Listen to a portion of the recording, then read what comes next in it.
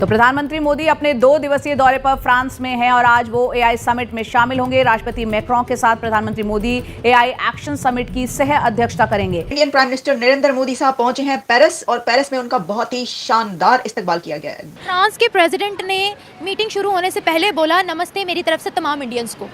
भारत के लोगों को मेरी नमस्ते। लेकिन बिल्कुल भारतीय वज़ीर-ए-आज़म का 3 रोज़ा दौरा पेरिस के हवाले से एक बार फिर पाकिस्तान की फ़ज़ाई हुदूद को इस्तेमाल किया गया है। मोदी ने पाकिस्तान की हुकूमत या अवाम के लिए खैर सगाली का कोई पैगाम नहीं छोड़ा था। अब इतनी देर इसमें इस्तेमाल की थी मोदी जी, तो थोड़ी देर रुकी जाते, बिरयानी खा लेते, थोड़ा कुछ हम लोग आपकी खातिर तवज्जो कर लेते। भारत के प्राइम मिनिस्टर जो है वो फ्रांस गए हैं और सुना पाकिस्तान की एयर स्पेस से गुजरे हैं। पाकिस्तानी इसी से बड़े खुश हो रहे हैं। मतलब चाइना के साथ भी इंडिया मिल जाएगा, हम चाइना के दुश्मन हो जाएंगे, क्योंकि ऐसा लग रहा है। हमें ऐसा लग रहा है। ये बात हमारी फ्रांस से हो गई है। 100% transfer of technology Safran engines की दोस्तों। हमारी जो वर्ल्ड इमेज है पाकिस्तान की इतनी कोई अच्छी नहीं है। हमें टेररिस्ट एज कंसीडर किया जाता है कि ये टेररिस्ट है और इस वजह से हमारी इमेज इतनी नहीं है और कोई भी हमें प्रेफर नहीं करता। ना इकोनॉमी हमारी इतनी अच्छी है, तो जिस वजह से वो हमारी तरफ आए। कि आज अगर वो पेरिस जाते हैं या मैक्रों जो है वो दिल्ली आते हैं, तो वो एक दूसरे के साथ उनको, आपको ये नहीं लगता कि एक एशियन और एक वेस्टर्न लीडर, ऐसा लग रहा है जो दोनों सेम है, उनको भी अपने वाले स्टाइल में डाल दिया उन्होंने मोदी साहब। मोदी एक और चीज है। मतलब मोदी क्या ब्रांड है? मोदी ब्रांड इसलिए है, उसने एक कौम को इकट्ठा किया। आप माने ना माने, ठीक है हम दुश्मन हैं, लेकिन उसने ना एक कौम को इकट्ठा किया। ये बताएं कि एआई समिट में हमारे वज़ीर-ए-आज़म को तो नहीं बुलाया जाता। तो दर हकीकत जब उर्दू में कोई आर्टिफिशियल इंटेलिजेंस बनाएगा, बनाने वो भी भारत में से किसी ने, तो फिर आपके बच्चे उसको देखेंगे, उसमें से निकालेंगे क्या कि आर्टिफिशियल इंटेलिजेंस के जरिए लोगों को गालियां किस तरह निकाली जाती है, या उसमें से मीम किस तरह, नंगी तस्वीरें किस तरह बनाई जाती हैं। हमारे प्राइम मिनिस्टर को दुबई ने बुलाया था COP28 मीटिंग में और सबसे पीछे खड़ा किया था। सबसे आगे वहां पर भी प्राइम मिनिस्टर मोदी को खड़ा किया था। आपको क्या लगता है अगर हमें वहां पर दावतनामा दे भी दिया जाता, बुला भी दिया जाता, तो क्या उसी तरीके से प्रोटोकॉल दिया जाता जैसे उनके प्राइम मिनिस्टर को मिल रहा है? नहीं। कि जब मैं जाता हूं तो वो समझ जाते हैं कि जी ये पैसा मांगने आया हुआ। ये शहबाज शरीफ साहब की अपने मुंह की बात है कि राफेल के 26 जहाज इंडियन नेवी के लिए आ रहे हैं। He is talking about those Rafale jets. तो प्रेसिडेंट मैक्रोन ने सोशल मीडिया पर अपने लिखा, ट्वीट किया कि welcome to Paris my friend Narendra Modi. प्रधानमंत्री नरेंद्र मोदी फ्रांस और अमेरिका की यात्रा पर है। इस दौरे का उद्देश्य दोनों देशों के साथ रक्षा सहयोग और व्यापार साझेदारी को बढ़ाना है। प्रधानमंत्री मोदी पहले फ्रांस में 10 से 12 फरवरी तक रहेंगे और उसके बाद अमेरिका जाएंगे, जहां वे 12 से 14 फरवरी तक रुकेंगे। वे सोमवार रात को राजधानी पेरिस पहुंचे थे, जहां एयरपोर्ट पर भारतीय समुदाय के लोगों ने उनका जोरदार स्वागत किया। पीएम मोदी के एलिसी पैलेस पहुंचने पर राष्ट्रपति इमैनुअल मैक्रों ने उनका स्वागत किया। राष्ट्रपति मैक्रों ने उनकी मेजबानी में डिनर का भी आयोजन किया। इस डिनर में कई बड़ी तकनीकी कंपनियों के सीईओ भी शामिल हुए। 11 फरवरी को प्रधानमंत्री मोदी और राष्ट्रपति मैक्रों ने आर्टिफिशियल इंटेलिजेंस एक्शन समिट की सह अध्यक्षता की। इस समिट में कई महत्वपूर्ण घोषणा की गई है। प्रधानमंत्री Modi India France CEO forum को भी संबोधित करेंगे, जो दोनों देशों के बीच व्यापार और तकनीकी सहयोग को और मजबूत करेगा। 12 फरवरी को प्रधानमंत्री मोदी अमेरिका जाएंगे, जहां वे राष्ट्रपति डोनाल्ड ट्रंप के साथ द्विपक्षीय वार्ता करेंगे।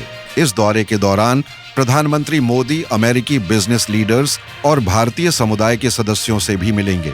ये मोदी और ट्रंप की 8वीं मुलाकात होगी। इनकी पहली मुलाकात 26 जून 2017 को वॉशिंगटन में हुई थी, जबकि 7वीं मुलाकात 24-25 फरवरी 2020 को अहमदाबाद में हुई थी। प्रधानमंत्री नरेंद्र मोदी और अमेरिकी राष्ट्रपति डोनाल्ड ट्रंप के बीच व्यापार और रक्षा सहयोग पर चर्चा महत्वपूर्ण होगी। दोनों देशों के बीच व्यापारिक मुद्दों पर व्यापक चर्चा बाद में होगी। हालांकि रक्षा सहयोग पर चर्चा से दोनों देशों के संबंधों को मजबूती मिलेगी। चलिए दोस्तों, अब जानते हैं कि पाकिस्तानी मीडिया का इस बारे में क्या कहना है। Indian prime minister Narendra Modi साहब पहुंचे हैं पेरिस और पेरिस में उनका बहुत ही शानदार इस्तकबाल किया गया है। ग्रैंड रिसेप्शन उनको एयरपोर्ट से लेकर और एयरपोर्ट से बाहर निकलने के बाद वहां पर उनका डायस्पोरा एज यूजुअल एक ऐसा रिसेप्शन था जो हमेशा ये ट्रेडिशन है कि इंडिया का प्राइम मिनिस्टर जब भी पूरी दुनिया में कहीं पर पहुंचता है तो उनका डायस्पोरा जिस तरीके से उनको वेलकम करता है, दैट इज फेनोमिनल। जो बड़े पॉइंट्स हैं उसके ऊपर हम अभी बात की लेते हैं। वो ये है कि जो ग्रैंड डिनर एक अलीजे पैलेस में दिया गया, तो अलीजे पैलेस में लाइमलाइट में रहे मोदी साहब। फिर अच्छा, अलीजे पैलेस में हुआ ये कि जब एक ग्रैंड रिसेप्शन जो दिया गया वहां पर नरेंद्र मोदी साहब छाए रहे और उन्होंने बढ़कर जो new vice president of America JD Vance हैं उनको मिले, वो बहुत गर्मजोशी के साथ, और उनको वेलकम किया। और सिर्फ वेलकम नहीं किया बल्कि मोदी साहब ने जेडी वेंस साहब को ये कहा कि great great victory. Vice president JD Vance, president Macron और प्राइम मिनिस्टर नरेंद्र मोदी ये एक ही जगह पर इकट्ठे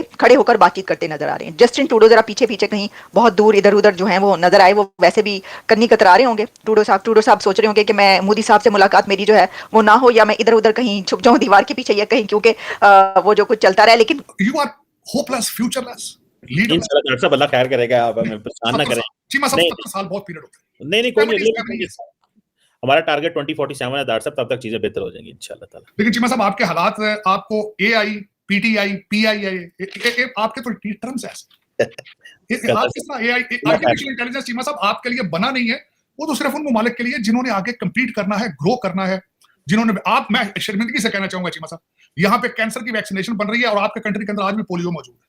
मोदी साहब की जो 41 मिनट के लिए जो फिजा में रहे हैं उसके बारे में मुख्तलिफ चैनल जो है क्रिटिसाइज बल्कि कर रहे हैं कि मोदी साहब ने, दिस इज नॉर्म ट्रेडिशनल, कि अगर उन्होंने यूज की है स्पेस तो जो प्राइम मिनिस्टर क्या होता है वो खैर सगाली का मैसेज भेजते हैं, लेकिन उन्होंने नहीं भेजा, ये क्रिटिसाइज कर रहे हैं। लेकिन ये कि मैं पूछना ये चाहूंगा कि आप खुद कितने खैर सगाली के मैसेज भेजते हैं कि वहां से खैर सगाली का मैसेज आए वहां से। किसी ने यहाँ तक क्रिटिसाइज किया, एक बंदे ने क्रिटिसाइज किया कि देखिए जी भारत की नफरत हमारे लिए इतनी है कि जो ट्रॉफी यहाँ पे हम खेल रहे हैं क्रिकेट की, उसके नीचे होस्ट कंट्री का नाम आ रहा था पाकिस्तान, उस पर भी ऑब्जेक्शन किया। तो दर हकीकत आपकी कितनी मोहब्बतें हैं अगर देखा जाए तो, ये एक तो हिस्टोरिकली करेक्ट किया जाए कि आप हिंदुओं के लिए कितनी मोहब्बत रखते हैं, सबसे पहले तो बात ये। दूसरा उसके बारे में ये है कि आप समझते हैं हम मुगलों के रिश्तेदार हैं, मुगलों ने क्या नहीं किया इस एरिया के अंदर, और आपने उन नफरतों को कम करने के बजाय उनको पैरेलल या उससे ज्यादा आप उसका प्रोपेगेंडा करते हैं। तो दर हकीकत ऐसी चीजें रेसिप्रोकल बेसिस पे होती हैं, एक तरफ से नहीं होती। मैं भारत गया था चीमा साहब, मैं ढाबे की चाय मुझे बड़ी पसंद होती थी, मैं वहां पे कनाड प्लेस पे मुझे इधर उधर करा, छोटे बच्चों ने चूल्हे, ईंटों के ऊपर चूल्हे रख के बनाए होते थे चीमा साहब। मैं वहां से चाय लेता था तो साथ उनका वो कोड होता था पे करने के लिए क्रेडिट कार्ड से। मैं साथ वहां पे वीकेंड पे मैं कनाड प्लेस के साथ आगे गया तो वहां हैंडीक्राफ्ट्स की एक मार्केट थी, वहां पे किसी कोई कैश देने ही नहीं होती थी। चाइना के अंदर खैरात मांगने वालों के भी अपने कोड है चीमा साहब, आपके पास क्या है? गाड़ा, वो भी उर्दू। मुझे ऐसा लगता है कि फ्रांस के बीच में इस वजह से नहीं दिया गया क्योंकि वहाँ हमारे इस्लाम की वजह से वो थोड़ा बहुत करते हैं, बाहर नॉन मुस्लिम जो हैं वो थोड़ा इस्लाम की वजह से खींच खाते हैं और कहते हैं कि इस्लाम से थोड़ा दूर रहना चाहिए, और हमसे थोड़ा ऐसा जेलसी फील करते हैं क्योंकि हमारा इस्लाम जो है वो काफ़ी अच्छा एक मुल्क है और इस्लाम का बहुत ज़्यादा एक अच्छा रोल है हमारी दुनिया में, रिस्पेक्टफुल कंट्री है यहाँ की, और इसी वजह से शायद यही कहूँगी कि बाकी कंट्रीज़ में स्टेबिलिटी है, पाकिस्तान में स्टेबिलिटी नहीं है, आपस में ही लड़े जा रहे हैं, बाहर को कोई कैसे देखेगा? फिर सबको पता है कि अंदर ही क्या हालात चल रहे हैं, तो कौन बुलाएगा, कौन कुछ कहेगा? काफ़ी से क्या हालात चल रहे हैं? आपस में ही लड़ रहे हैं, पॉलिटिकल पार्टीज आपस में ही फाइट कर रहे हैं, तो इस वजह से शायद स्टेबिलिटी नहीं आ रही, इसलिए हमें दावतनामा नहीं दिया जाता। आई थिंक यही रीज़न है। साइंस टेक्नोलॉजी आर्टिफिशियल इंटेलिजेंस में ऐसा कौन सा काम कर दिया है कि उनको बड़ी बड़ी टेक की मीटिंग्स में एज अ को चेयर इन्विटेशन दी जाती है कि वो आकर वहाँ पर लीड करें, या उनकी प्रेजेंस बहुत मैटर करती है? ऐसा क्यों है? इंडिया देखे ना चांद पे पहुंच गया और हमारे यहाँ पे मुल्क में मसले ही नहीं ख़त्म हो रहे हैं, पॉलिटिक्स हमारी आपस की अच्छी नहीं है, अंदर ही हमारे इतने वो मुश्किलें हैं, लड़ाई झगड़े हैं, तो इस वजह से हमारी नहीं है रिस्पेक्ट वैल्यूज़ है, टेक्नोलॉजी में भी नहीं है और वैसे भी नहीं है। भारत ने जब किसी के साथ कोई एग्रीमेंट किया तो वो मजबूत किया, अपना भरोसा कायम किया, और ये भरोसा खुद कायम करना होता है। पाकिस्तान ये कायम करने में हमेशा नाकाम रहा।